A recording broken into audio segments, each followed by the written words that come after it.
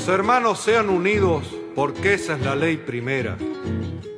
Tengan unión verdadera en cualquier tiempo que sea, porque si entre ellos pelean, los devoran los de afuera.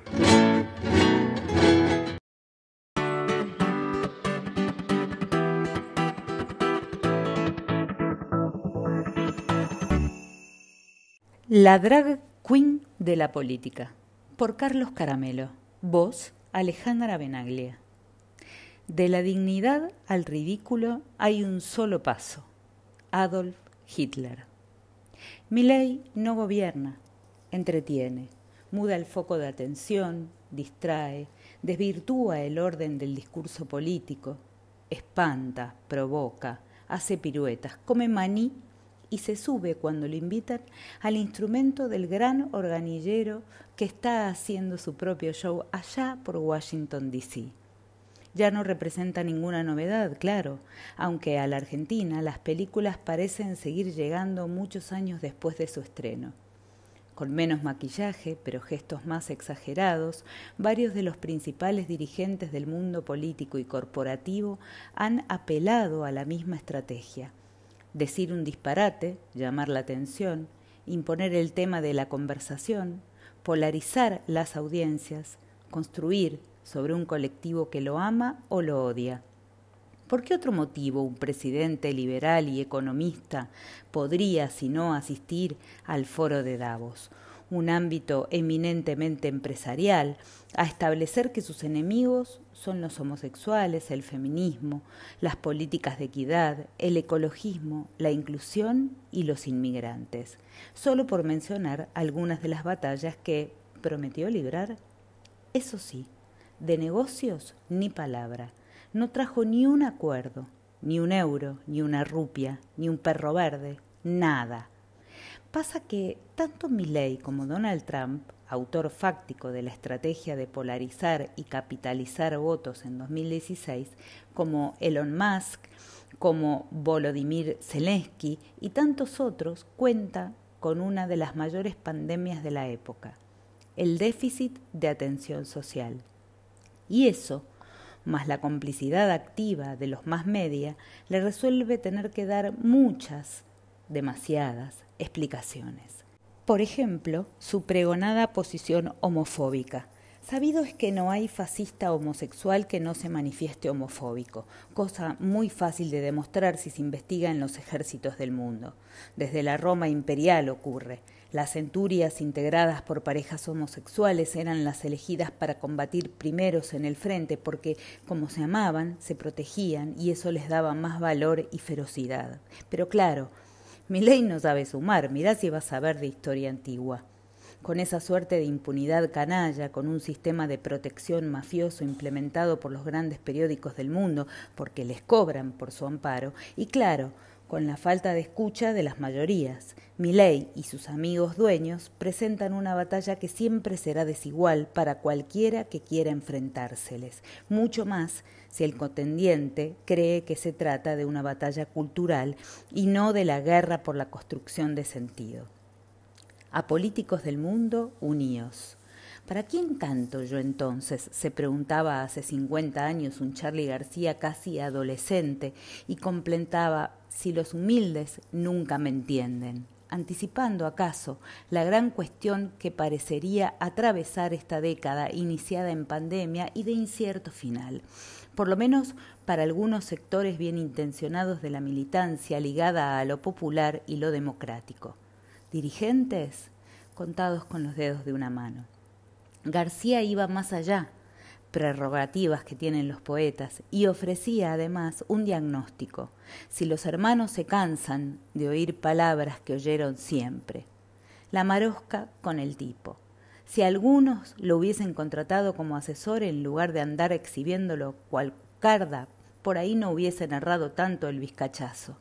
Porque si algo dejaron en claro las presidenciales del 2024 es que el pueblo estaba hasta la coronilla de los discursos erráticos, edulcorados y falaces que llamaban a votar por derechos que el electorado en general sentía que no tenía y contra el fascismo. Lo que les sonaba más a facear Está hablando de Faso, diría el genio de Capusotto, que de alguna forma de totalitarismo. El para quién sigue siendo la pregunta.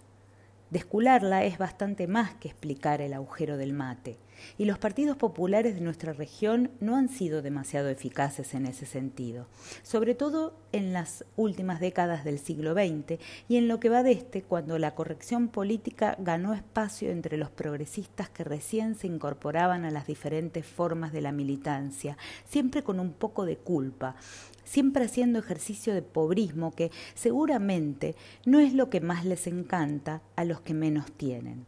Evita, que venía de donde venía y comprendía como nadie a sus iguales, nunca dudó en vestirse, peinarse y maquillarse como una estrella de Hollywood. La única reina que vestí fue Eva Perón, sentenció Christian Dior. ¿Somos como somos? En noviembre del 2019, la revista online La Tecla Ñ, que dirige mi querido Conrado Yacenza, me publicó una nota que días después aparecería en El cohete a la luna, creación de Horacio Berbisky, en la que me preguntaba por qué cuanto más beligerante, grosero, provocador y criminal se muestra el antiperonismo, más conciliadora, educada y moderada se vuelve nuestra dirigencia, casi anticipando lo que sería el gobierno de Alberto Fernández. Y reflexionaba sobre las bases. Decía, el pueblo perdona menos, acaso porque sufre más los embates y puede demostrar en el cuero las marcas de esa violencia, tal vez solo porque es más visceral, le hace menos político, y uno se pregunta a menudo si la razón no lo asiste, si esos siglos de estigmatización y desprecio que finalmente se resumen en el título de antiperonista no ameritan que por una vez seamos como dicen que somos. Pero no. Esta semana lo vimos con claridad los que no cerramos los ojos. Milei amenazó de muerte a millones de argentinos y prometió ir a buscarnos, me incluyo, por si el presidente todavía no se dio cuenta, hasta el último rincón del planeta. Sin embargo, las voces de legisladores de Unión por la Patria, como Paula Penaca, se alzaron por las declaraciones del libertario contra la comunidad LGBT, lo que está bien, pero da la sensación como que no alcanza, como que el pueblo en su conjunto no se siente contenido por esos repudios. Por ahí sería bueno definir, para quienes estamos cantando antes de enojarnos, cuando uno de los nuestros propone componer una nueva canción, aunque no lo haga Charlie. Fenómeno local. ¿Qué es un fenómeno? No está en discusión. Observadores extranjeros y analistas vernáculos están de acuerdo en esto, igual que sus fanáticos y sus detractores. Hay que determinar entonces qué decimos cuando lo definimos de esa manera. La segunda acepción para la palabrita en el diccionario de la RAE dice cosa extraordinaria o sorprendente, y presenta una serie desde prodigio a rareza, pasando por un término definitivo, milagro. Sin embargo, su tercera acepción, coloquial, define persona o animal monstruoso, con un sinónimo duro, engendro. Propios y ajenos consideran entonces al líder libertario un fenómeno, pero desde significantes diferentes, al menos en términos de Lacan. En el medioevo, los considerados anormales eran abominados, incluso temidos. Eso conduce a la marginación, al rechazo social y hasta a la persecución de estas personas por parte de los poderes civiles y religiosos. Locos, herejes, embrujados, delincuentes, vagos, todos convivían bajo un mismo rótulo y un mismo trato. En Francia se construyeron verdaderas fortalezas y ciudades amuralladas en donde se guardaban y escondían a los centenares de personas con algún tipo de discapacidad. La ya mítica Cours des Miracles de Víctor Hugo es uno de los barrios en donde guarecían estos desesperados. Por otro lado, los acólitos de Milei, casi todas personas que están vinculadas laboral o económicamente con el gobierno o que ganan millones de dólares gracias a su gestión, lo endiosan y lo idolatran, de la misma manera que algunas de las tribus más primitivas del planeta han adorado lo monstruoso o cualquier fenómeno, incluso los naturales, que no comprendían. Sin embargo, sus mandantes, sus dueños, Los patrones del libertario, esos que no tienen sentimiento alguno hacia él, aunque finjan, son los verdaderos ganadores. Los que no pudieron con los militares del 76 porque se pasaron de sangre, los que no pudieron con Carlos Menem y su gobierno porque se pasaron de peronismo, los que no pudieron con Fernando de la Rúa y sus hijos porque se pasaron de boludos, los que no pudieron con Mauricio Macri porque se pasó de ladri, lo pueden ahora con este que se pasa de genuflexo. Y encima barato, pocos pesos y mucha fama. En tiempos de redes, el ego y el narcisismo cuestan casi nada, y si sos el dueño de la red, bueno. Gestualidades. Claro, hay mucho argentino mirando para otro lado. Para el de la China. No, la de Mao no, la China Suárez. Para el de Fátima, hablando mal de Yuyito. Para ese panóptico posmoderno que venden como gran hermano, incluso para el saludo nazi de Elon Musk, que fue pensado y ejecutado con una precisión que reíte de Hollywood. Total, en una semana en la que el dólar azulado rondó los 1.250 pesos a pesar de que el Banco Central intervino en el mercado vendiendo 1.200 millones de verdes, el procesado Santiago Bausili, presidente de la entidad oficial, reconoció que se gastaron los dólares de la gente, 11 millones, en dicha intervención para tener la moneda norteamericana planchadita. Se anunció el fin de las paritarias. Ante la parálisis complaciente de la CGT, que envió un emoji de desagrado, y se presentaron proyectos de ley para eliminar políticas de género.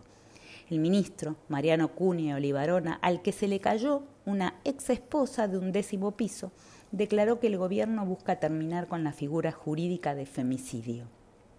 En la mismísima semana en la que el diputado radical de Loredo ofreció votarle el presupuesto a libro cerrado al Ejecutivo, pero llorando, se bajaron las retenciones para el campo, agárrate con el ajuste que se viene para los pobres mortales, se comprobó que la emisión monetaria se duplicó en el primer año del gobierno libertario, y la plaza está seca de pesos. Un estudio del CEPA cuantificó la pérdida de puestos registrados que suman todos los sectores, superarían los 300.000, y un economista de la Universidad de Itela, imposible tacharlo de populista ni zurdo HDP, estimó que la verdadera inflación de este año fue del 134%, solo por destacar algunos de los temas que deberían estar ocupando el diálogo colectivo. En esta trágica semana en la que Trump asumió su segunda presidencia, amenazando con pretensiones imperiales, Federico Sturzenegger fue convocado por el FMI para participar como consultor de la entidad multinacional, y los hermanitos Milei viajaron a Washington a trabajar de claqué.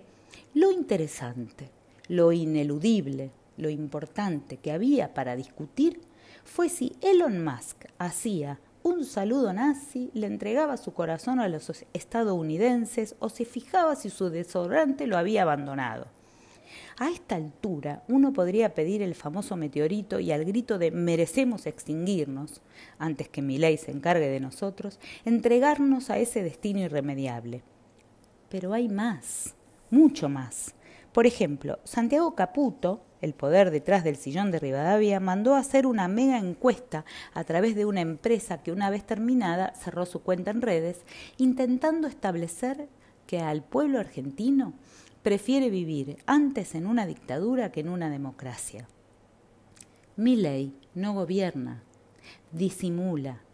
Algunos lo aplauden, otros lo ignoran.